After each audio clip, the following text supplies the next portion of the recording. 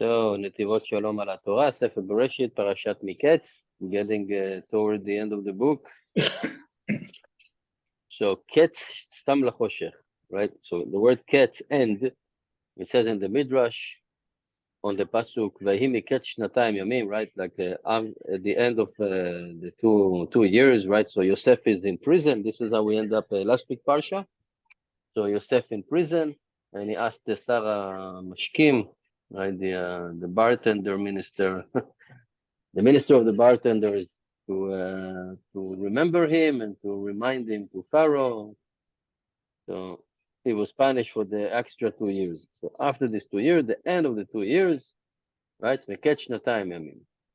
So he says, he brings from Iyov, Ketz Sam Lachosher, and so on, Even Ofel V'Tzamavet, like Hashem put end to the darkness. Very difficult to explain what is Ofel. Ofel is also some kind of a darkness, and Tzal Mavet is like the shadow of death.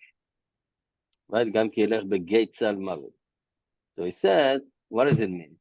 So Hashem gave, right, Zman natan la'olam, kama shanim yaseh ba'afela. So Hashem gave time, right? Everything is scheduled and planned. How many years the world will be in darkness? And what's the reason he put end to the darkness? So as long as we have evil inclination in the world is like in darkness. As it says, Even, Ofel, Vetzamav, they're all, Even, for example, it's another name of the Yetzer Hara. The evil inclination have 7 names. Even, evil inclination, right, like a stone, is Even. The Tzfoni, like the north one, etc. If we're uprooting the evil inclination from the world, then there is no Ofel, no Tzemavet, no darkness. And the meaning of the Midrash, that as long as the matter of darkness and the shadow of death, etc., their source is from the evil inclination. So he said, okay, that's in general, right? And now, in the individual of Israel, for us, when the Jew is in time of darkness, in the context of shadow of death, he's down there, depressed. What's the advice? What's the cure? Very easy to say, very difficult to do. Uprooting the evil inclination, and you need to stand up in the nisyonot. So when he able to successfully stand up into this test that Hashem gave him, then he revert his situation and he put end to the darkness. Because as long as there is evil inclination in the world, there is darkness in the world. And that's the way. But chas v'chalila, it can be the opposite way. When a Jew have the spiritual light, right? When we have the hefech is the other way around. When the spiritual light for a Jew, then there is no evil inclination. But only when it's dark, the evil inclination rule, right? Crime ratio is at nighttime. Is high. As it says in Tehillim, right? Tashet choshech ve'i laila bo tirmos kol chayotoyav. So it said, Hashem bring the darkness to the world, right? Literally darkness. After the sun set, you have darkness. Then all the creature of the forest are crawling out, right? They're all crawling out. Which means when Hashem put the darkness, then the evil inclination, the other side, all the dark desires are coming out. But when the sun is shining, then they were all going away. So that's literally on the pshat, right? The literal sun and the darkness, but it's also in spiritualism the same thing, that when we don't see the spiritual light, when we don't see Hashem in the world, when we don't see that everything is nonsense and Hashem is the absolute truth, then we are in the darkness. And that's the purpose of the evil inclination, to blind us. And I think today we can see very clearly who is from the side of the light and who is the side from the darkness. Whoever supports terrorism and bad thing in the world, he is in the darkness. And the one that supports the good people, he's in the light. They said, so relevant for today. I mean, it's already, it's no longer the Rosh Chodesh, but we still have the the impact from Rosh Chodesh Tevet.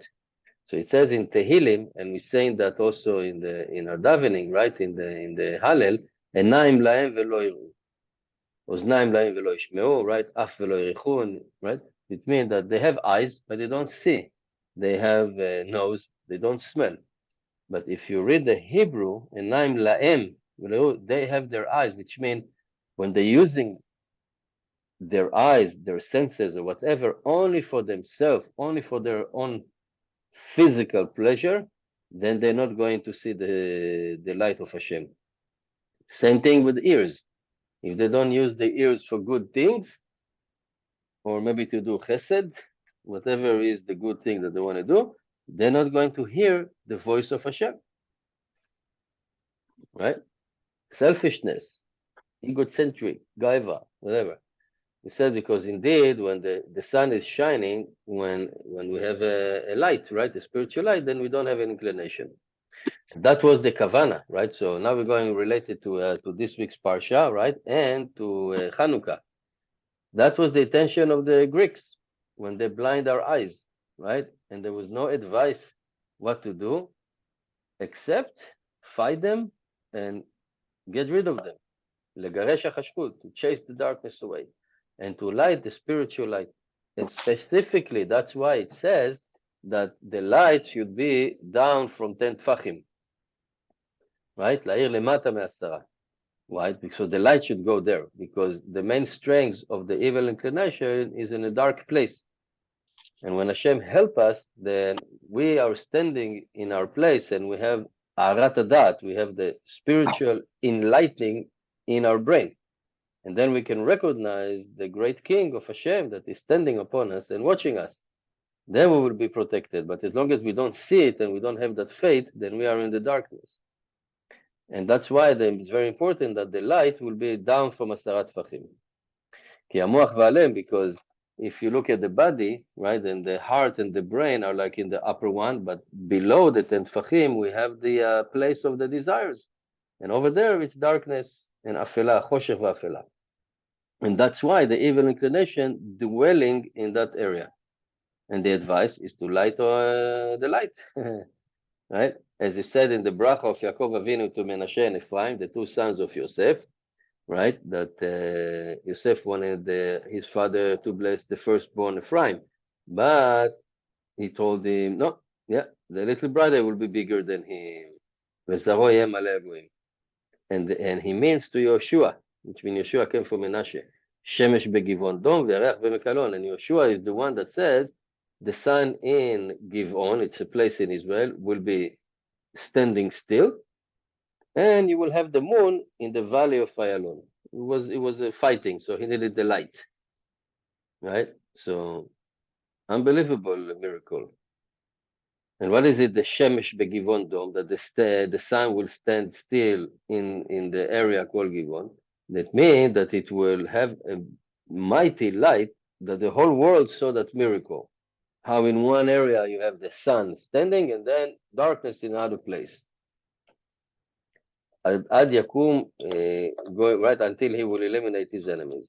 And it's also related not only to the literal enemy by fighting the real enemies or the human enemies, but also on the soul's enemies, which is the evil inclination. And by doing that is to fight with the strength of the spiritual light. And with that, the little brother will be bigger than the firstborn. And from his descendant will be Malay Goim. And it's according to what says Maran Admor Balbet Avraham Zechuto Alenu. He said on the 7th day, right? So we have the Nesim when they were giving all the donation, all the Nesim of the tribe for the Mishkan, right? And this is what we're reading in Chanukah, every day one Nasi. So on the 7th day, the Nasi was Bnei Ephraim, which is the 7th day of Chanukah, apply on Rosh Chodesh Tevet, which is the day that was says, Ba'asiri be'echad lachodesh niru Roshei Harim. When after the flood, the Teva was the ark, right, was standing somewhere, place, but that was on the 10th in the 10th month on the first month. Sorry, on the first of the months, right, on the 10th month. Niru Rashi Harim. So the tip of the mountain would started to show up. And our sages using this psukim about the tip of the mountain to explain us metaphorically that the righteous people, evil inclination, look to them as a big mountain. As a big mountain. After they conquer it, right? And they see in Olam Haba, suddenly they see, wow, I didn't know I was so strong. I could stand up against this Everest mountain. The wicked people, he doesn't mention it here, but the wicked people, they see the evil inclination in the Olam Haba as a hair, thin like a hair. They said, what? That's all? And we couldn't conquer it? Wow. So he said, so the beginning of the Shovavim, right? There is some kind of a tikkun, of a fixing, spiritual fix, that's starting from Parashat Shmot. And it's very good for Zera Lebatala. So their root starting from Rosh Chodesh Tevet. And that's the day of the Nasi Lebnei Ephraim, for the tribe of Ephraim. And that was his midah, to penetrate, to bring the divine light in all the things that related to the midah of Yosef, which was his father. And Yosef, we know, he had the most difficult test with the wife of Potiphar. So Yosef is the midah of Yesod, the foundation, the core, right? If somebody is wasting sperm for nothing, he's damaging the Yesod, the core. And that was the midah on the 7th day of the Shevet Ephraim, of the Nasi of Shevet Ephraim, the son of Yosef. And that actually is bringing a spiritual light. Because if somebody's spending sperm, that actually starts in the brain. So he's damaging his da'at, his wisdom, and he has a rotten mindset.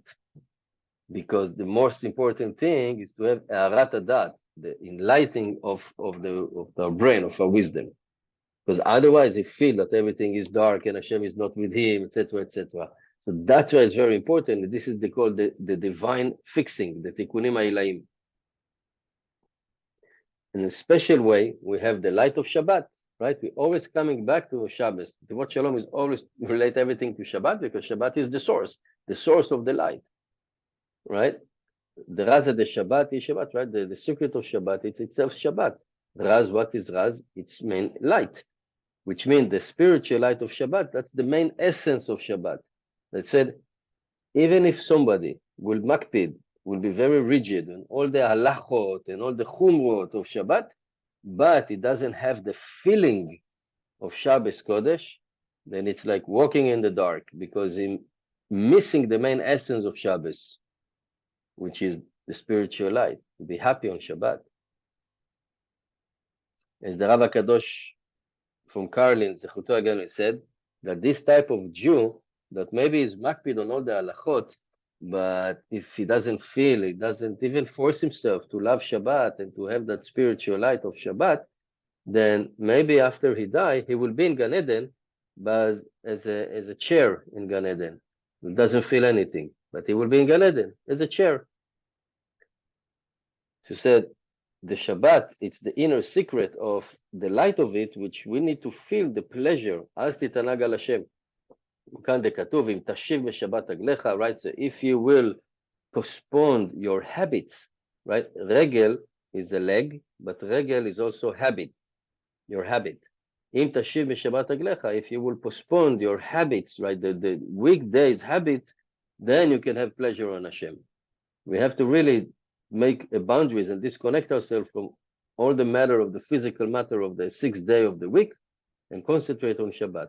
Otherwise, we will be like chairs in Gan Eden, because the hidden spiritual light is revealed itself on Shabbos.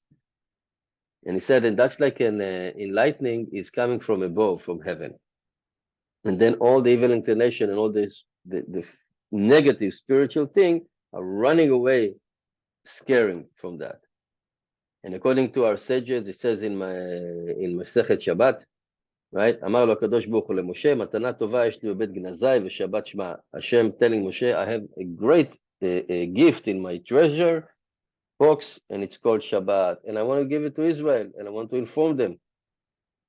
So he said, what does it mean, Bet Gnazai? Bet Gnazai, it's like my hidden places. So why is it hidden? And why the Shabbat is a good gift, matana tova, from the rest of the mitzvot? What about lulav, sukkah, right?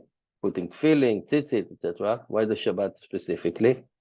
But he says it's a matana, it's a gift, a good gift in my ginazai, which means the secret, the raz pnimi, the inner secret, the divine one, which is the light of Shabbat, and that is enlightening us, which is not in the same thing in the rest of the mitzvot.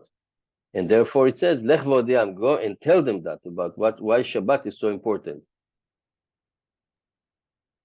He said, Atzavur shema leradcha natati lecha et Shabbat, lo natati lecha ela letovata. And maybe you think that I give the Shabbat not for your benefits. No, I did it for your own benefits. And Maran Babet Avraham Zachtogen asked a question: how is it possible that we will think about that maybe Hashem gave us the Shabbats not to our benefit, to our opposite? In Pirush, Shema Tomar, Lera'atchem ani noten lechem et Shabbat, which means, and you need to understand the Hebrew, it says no. It's not mean that I'm giving it for your bad.